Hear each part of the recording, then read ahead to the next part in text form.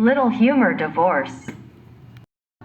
A judge was interviewing a woman regarding her pending divorce and asked, "What are the grounds for your divorce?" She replied, "About 4 acres and a nice little home in the middle of the property with a stream running by." Judge: "No, I mean what is the foundation of this case?" Lady replied, "It is made of concrete, brick and mortar." Judge continued, "I mean, what are your relations like?" Lady: "I have an aunt and uncle living here in town, and so do my husband's parents." Judge: "Do you have a real grudge?" Lady: "No," she replied, "we have a 2-car carport and have never really needed one." Judge humbly tried again and asked, "Is there any infidelity in your marriage?"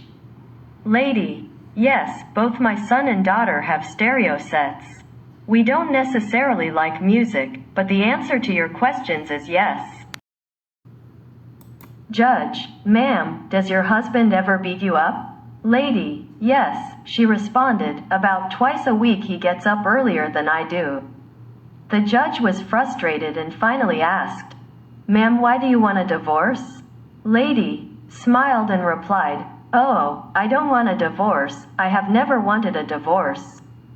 My husband does. He said he cannot communicate with me,